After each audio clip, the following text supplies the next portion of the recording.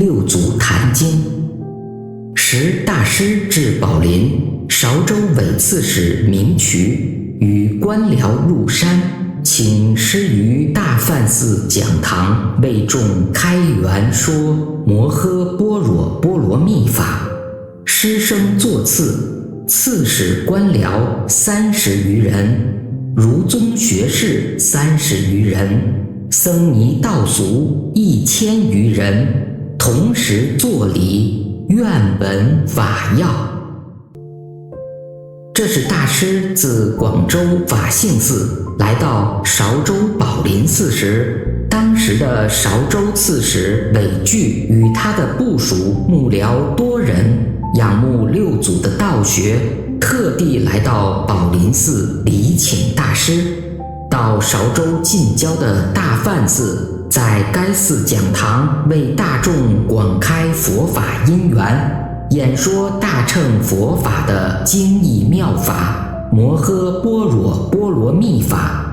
当六祖升座时，讲堂中的听众有刺史官僚30余人，儒宗学士也有30余人，僧尼道士在家居士们共1000余人，同时向大师敬礼，希望能听到摩诃般若波罗蜜法的精要。大师告曰：善知识，总静心念摩诃般若波罗蜜。大师良久复告众曰：善知识，菩提自性本来清净，但用此心直了成佛。大师告诉大众，善知识们，总而言之，此事需要以清净心念摩诃般若波罗蜜。当时会场非常宁静，大众都聚精会神地倾听说法。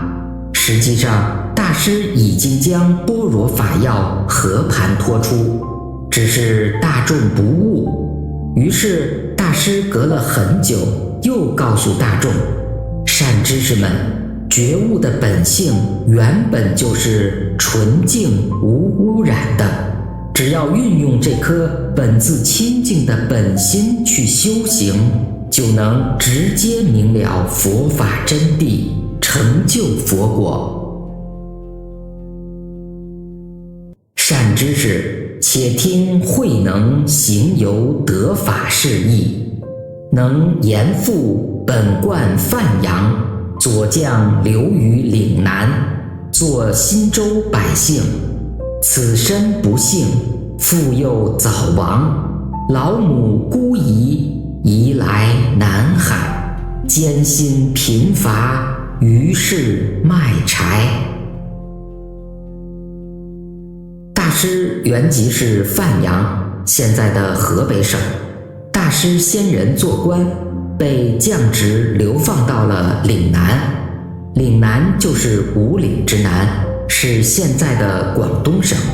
新州即广东新兴县，落籍为平民。大师童年遭遇非常不幸，父亲早亡，他与老母迁居至南海，家境非常的清寒，靠卖柴度日。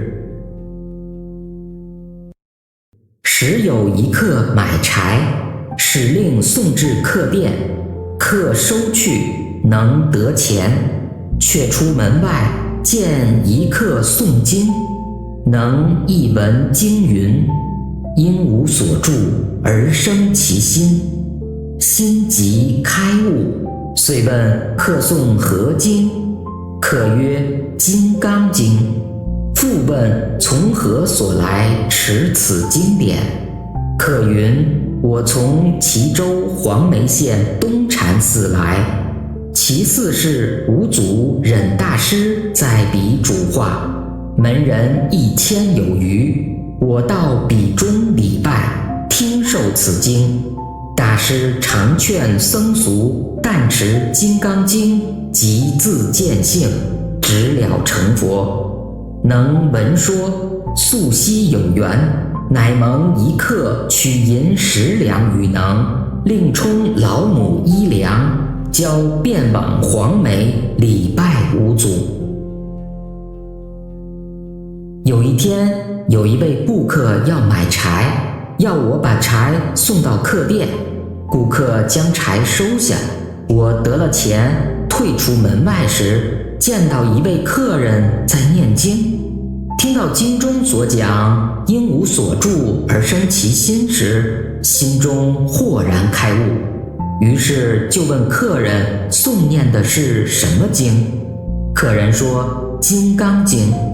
我再问他从哪里来，怎么得到这本经的呢？客人说，我从齐州黄梅县东禅寺来。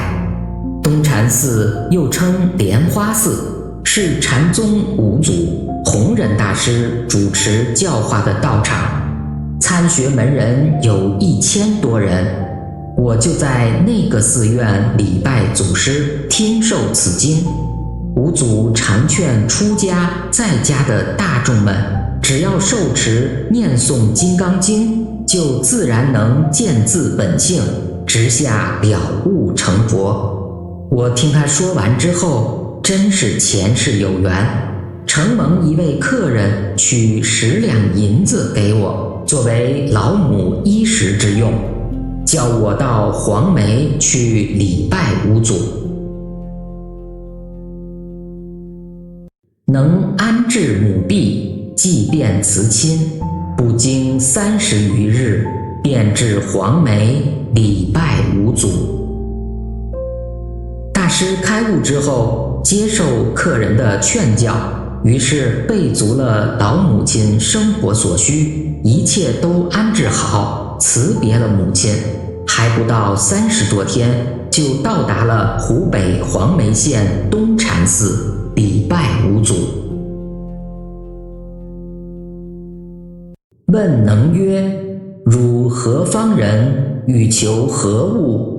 能对曰：弟子是岭南新州百姓，远来礼师，唯求作佛，不求于物。五祖就问：你是哪里人呢？到我这里想求些什么呢？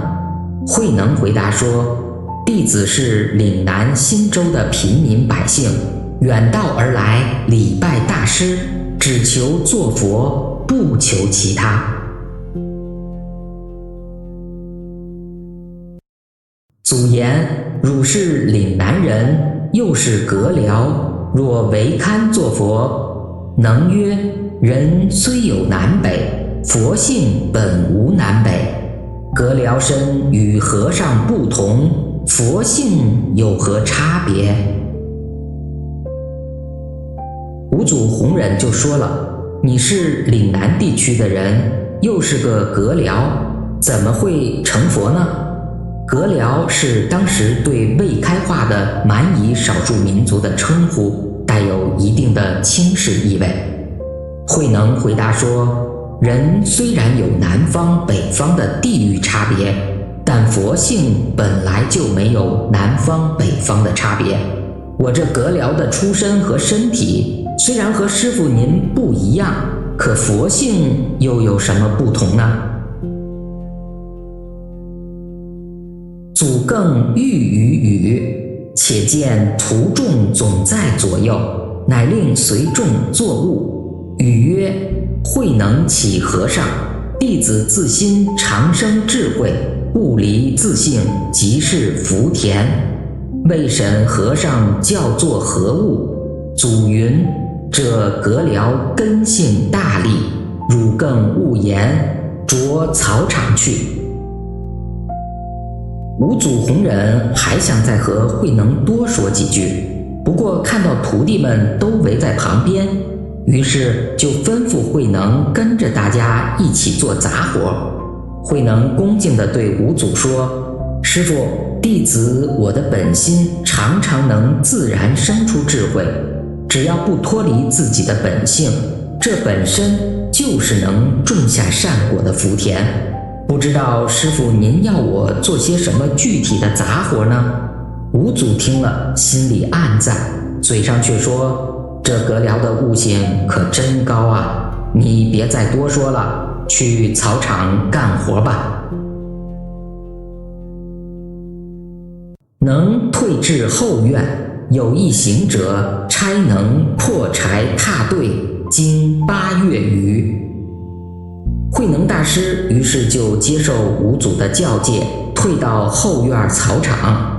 有一位行者分派慧能一份破柴踏对舂米的工作，就这样工作了8个多月。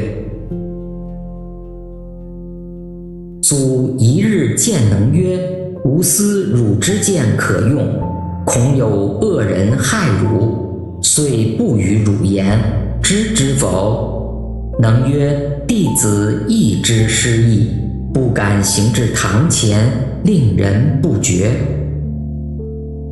有一天，五祖到后院见到慧能，告诉他说：我想你的剑地可用，唯恐有坏人对你不利，所以不与你多说，你知道吗？慧能说：弟子也知道师父的用意，不敢在法堂前行走，避免大众生疑。祖一日唤诸门人总来，吾向汝说：世人生死事大，汝等终日只求福田，不求出离生死苦海，自性若迷，福何可救？汝等各去自看智慧，取自本心般若之性，各作一计，来成无看，无误大义，复汝依法为第6代祖。火急速去，不得迟滞，思量即不中用。见性之人，言下须见。若如此者，轮刀上阵，亦得见之。有一天五祖弘忍把所有的弟子都召集过来，说：我有话要对你们讲，世人的生死大事是最要紧的事，可你们整天只想着求福积德，却不想着脱离生死轮回的苦难苦海。要是自己的本性迷失了，就算积累再多的福报，又能靠什么脱离生死呢？你们各自回去，反观自己的智慧，从自己的本心里去体悟。每人写一首寄语，拿来交给我看。要是有人能领悟到佛法的核心要义，我就把袈裟和佛法的传承交给谁，让他做第6代祖师。你们赶紧去做，不许拖延。记住，刻意琢磨、反复思考是没用的。明见本性的人，在听闻道理的当下就能领悟。要是真能达到这种境界，就算是拿着刀上战场，也能瞬间明见自己的本性。众得处分，退而递相谓曰：我等众人不须诚心用意作记，将成和尚，有何所异？神秀上座，现为教授师，必是他得。我辈慢作记诵，枉用心力。诸人闻语，总皆悉心。闲言，我等以后依止秀师，何烦作记？大众听了五祖的吩咐之后退下来互相讨论着说：我们这些人不需要尽心用意的坐记呈送给和尚看，有什么用处呢？神秀上座现在是我们的教授师，不用说了，一定是他得的。我们如果轻率冒昧的坐记，可以说是枉费心力。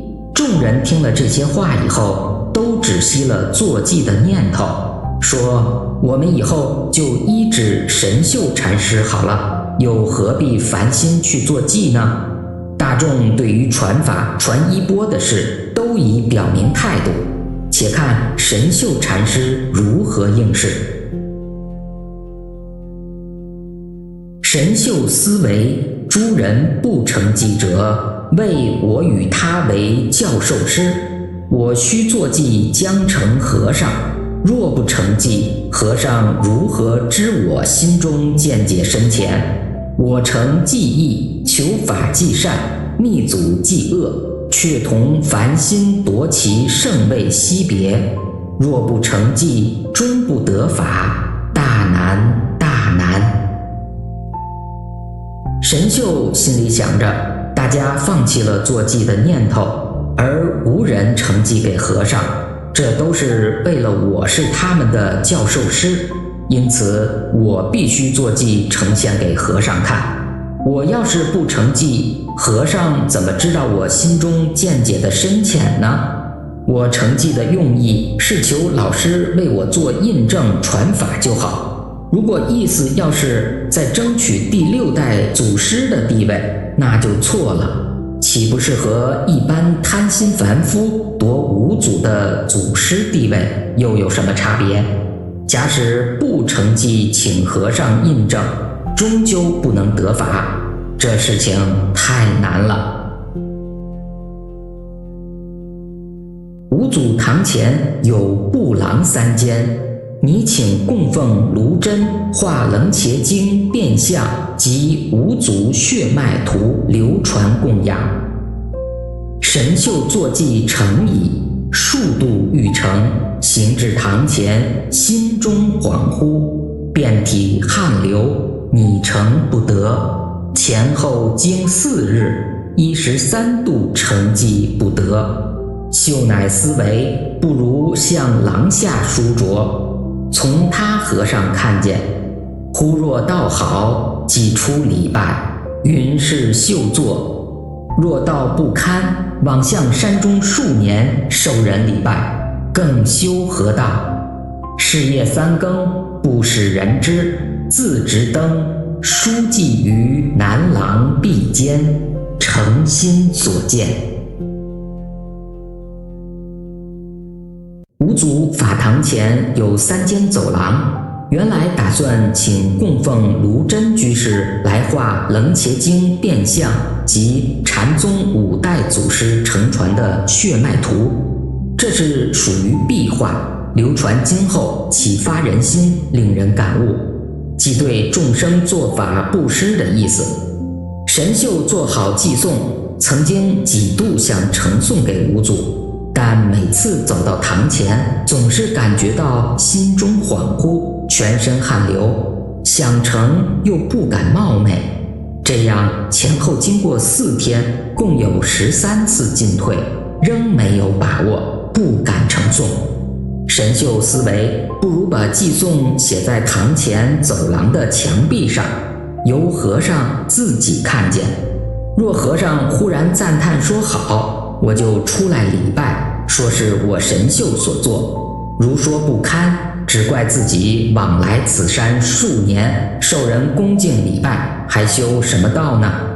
于是在夜晚3更时分，不让别人知道，自己提着灯，把寄送书写在南廊墙壁上，以呈露心中的见解。偈曰：身是菩提树，心如明镜台，时时勤拂拭，勿使惹尘埃。这首偈语是说，人的身体就像那棵让佛陀悟道的菩提树，内心就像摆放着的明镜台，要时时刻刻勤快地擦拭它，别让它沾染上世俗的烦恼和杂念。绣书既了，便却闺房，人总不知绣妇思维。吾祖明日见迹欢喜，即我与法有缘。若言不堪，自是我迷，宿业障重，不合得法。圣意难测，房中思想，坐卧不安，直至5更。神秀写好寄送后，就回到自己的房间，寺里大众都不知道这桩事。神秀反复思维，五祖明日看见寄送欢喜的话，即我与法有缘，若是说不堪，自然是自己迷惑不悟，过去世的业障习气深重，所以不应得法。圣人的意志难测，神秀在房中思前想后，心绪不宁，坐卧不安，直到5更天明。足以知神秀入门未得，不见自性。天明，祖唤卢供奉来，向南廊壁间绘画图像，忽见奇迹，报言供奉却不用画，劳而远来。经云：凡所有相，皆是虚妄，但留此迹，与人诵持，依此迹修，免坠恶道。依此迹修，有大利益，令门人炷香礼敬，尽诵此迹，即得见性。门人诵记，皆叹善哉。五祖于平日观察神秀，早已知道他没有入门，没有见性。天明以后，五祖请卢供奉来，准备去南边的走廊墙壁绘画壁画。此时忽然看到神秀写在墙壁的寄颂，于是五祖就对卢供奉说：供奉，壁画不用画了，劳累您远道而来。金刚经云：凡所有相，皆是虚妄。墙壁这首寄颂留下来给众人诵念受持，依照这首寄颂修行，可以免除坠落3恶道。依照这首寄颂修行，有很大的利益。于是五祖叫门人焚香礼拜，都来诵念此偈，就可见性。门人受教诵念，都赞叹道：好极了。祖3更唤秀入堂，问曰：既是汝坐否？秀言：实是秀坐，不敢妄求祖位，望和尚慈悲，看弟子有少智慧否？祖曰：汝作此偈，未见本性，只到门外，未入门内。如此见解，觅无上菩提，了不可得。无上菩提须得言下识自本心，见自本性，不生不灭，于一切时中，念念自念，万法无质，一真一切真，万境自如如，如如之心，即是真实。若如是见，即是无上菩提之自性也。如且去1、2日思维，更作一偈，将来无看。汝既若入得门，复汝依法。神秀作礼而出，又经数日，作偈不成，心中恍惚，神思不安，犹如梦中，行作不乐。五祖于当天晚上3更时分，在法堂召见了神秀，问道：那首偈是不是你做的呢？神秀恭敬地回答说：确实是弟子神秀写的，我不敢痴心妄想谋求祖师的位置，只希望师父您能慈悲为怀，看看弟子有没有一点领悟佛法的浅薄智慧。五祖说：你写的这首偈语还没有领悟到自己的本性，只能算是摸到了佛法的门槛，还没有真正走进佛法的门内。以这样的见解，想追求至高无上的觉悟，是根本达不到的。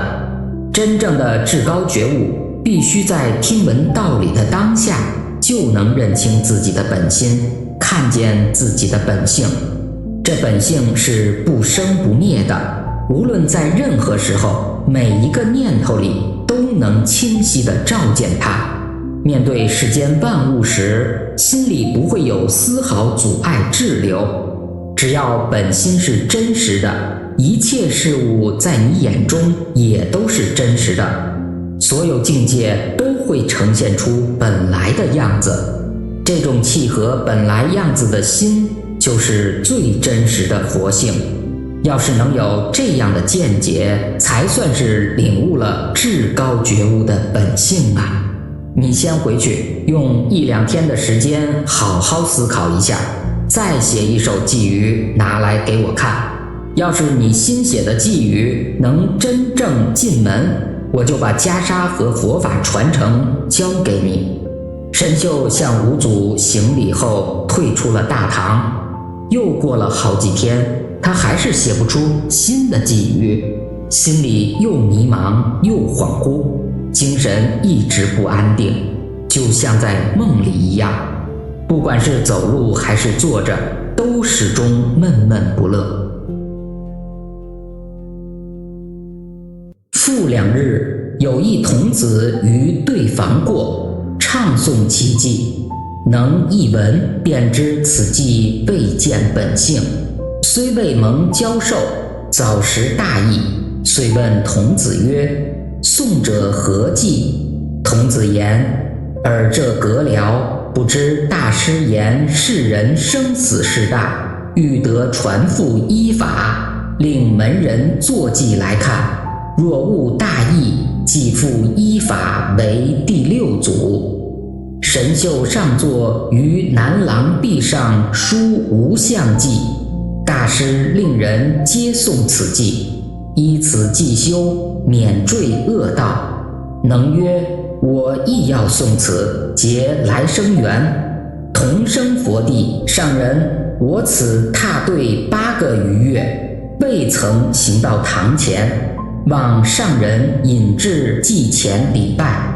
童子引至偈前作礼，能曰：能不识字，请上人为读。时有江州别驾，姓张名日用，便高声读，能闻矣。因自言亦有一偈，望别驾为书。别驾言：阁僚，汝亦作偈，其事稀有。能启别驾言：欲学无上菩提，不得轻于初学。下人有上智，上人有莫易智，若轻人，即有无量无边罪。过了2天，有一位童子从对房经过，口里唱诵着神秀的偈颂，身是菩提树，心如明镜台，时时勤拂拭，勿使惹尘埃。6祖说：我一听就晓得这首偈没有见得本性。虽然我来黄梅8个多月，未曾蒙和尚指导教授，但却早已明白佛法大义。于是就问童子：你诵的是什么偈？童子说：你这阁僚不晓得。五祖说：世人生死事大，要想传付依法，所以命徒众门人作偈成大师看。如果悟得大义，就传依法为第6代祖师。神秀上座在南廊墙壁上写了这首无相偈，五祖教大众都持诵此偈，说依此偈修，可免坠恶道。慧能说：我也要诵持此偈，结来生法缘，同生佛地。上人，我来到此处破柴踏对有8个多月了，从来没有到过法堂，希望上人能引导我到堂前寄诵处去礼拜。童子就引导慧能到堂前廊下。慧能说：我不识字，请上人为我读诵一遍吧。这时有一位江州别驾，姓张名日用，他就高声朗读。慧能听了以后，就对张别驾说：我也有一首偈，希望别驾代为书写。张别驾说：阁僚，你也会做偈？这真是一件稀有的事啊。慧能对张别驾说：要想修学无上菩提，不得轻视初学。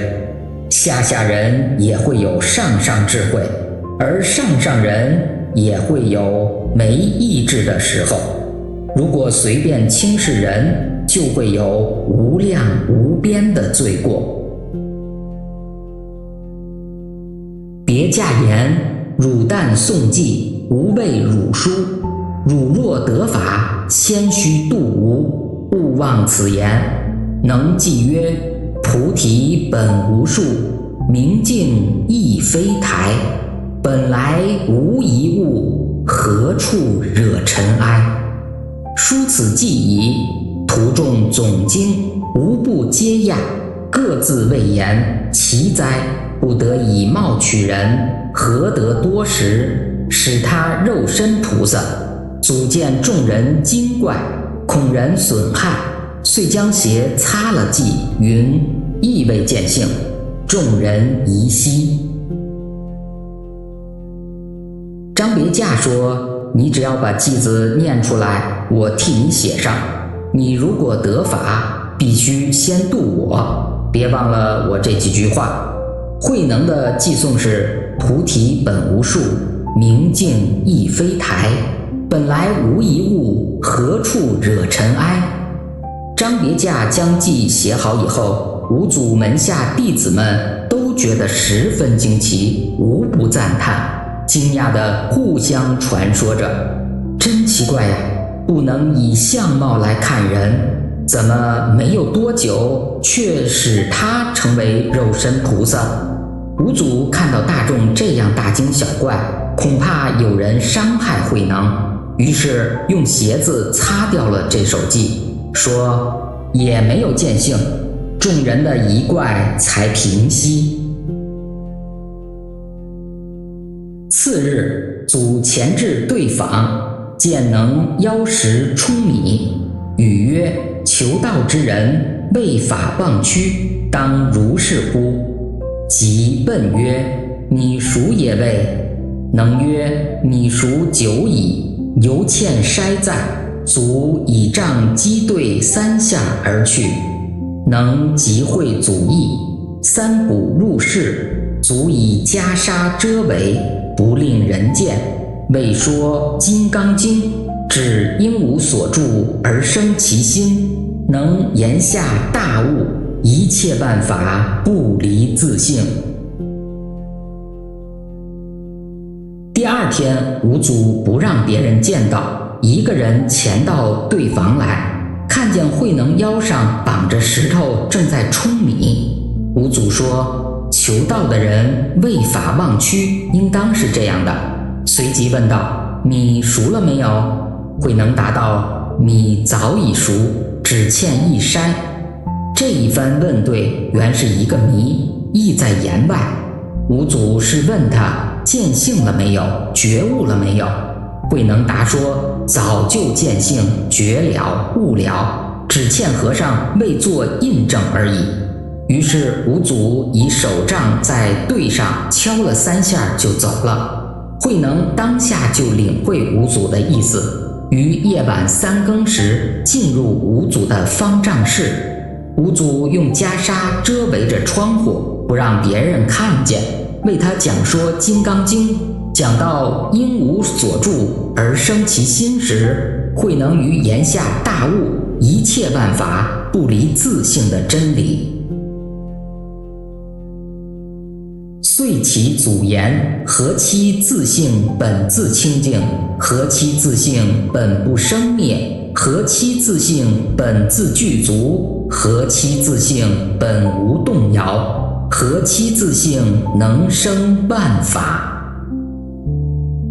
于是慧能向五祖说：没有想到自性本来清净，没有想到自性本来是不生不灭，没有想到自性本来具足一切，没有想到自性本无动摇，没有想到自性能生万法。祖之悟本性，即名丈夫、天人师、佛。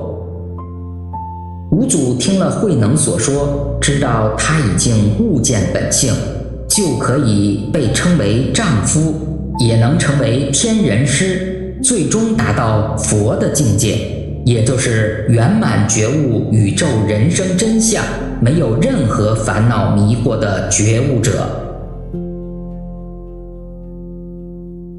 三更受法，人尽不知，便传顿教心法及衣钵，云汝为第6代祖，善自护念，广度有情，留步将来，无令断绝。五祖弘忍在半夜三更的时候，把佛法传授给了慧能。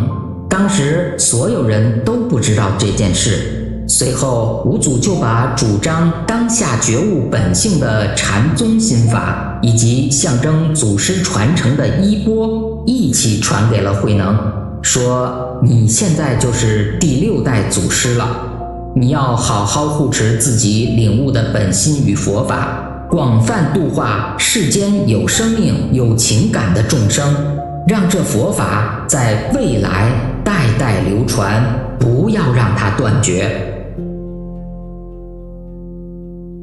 听无记曰：有情来下种，因地我还生，无情既无种，无性亦无生。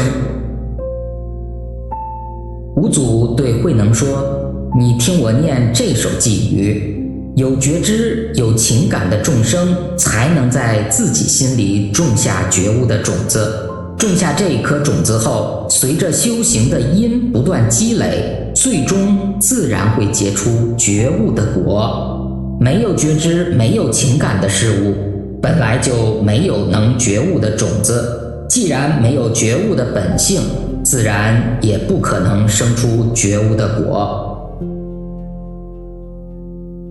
祖父曰：昔达摩大师初来此土，人未知信，故传此一以为信体，代代相承。法则以心传心，皆令自悟自解。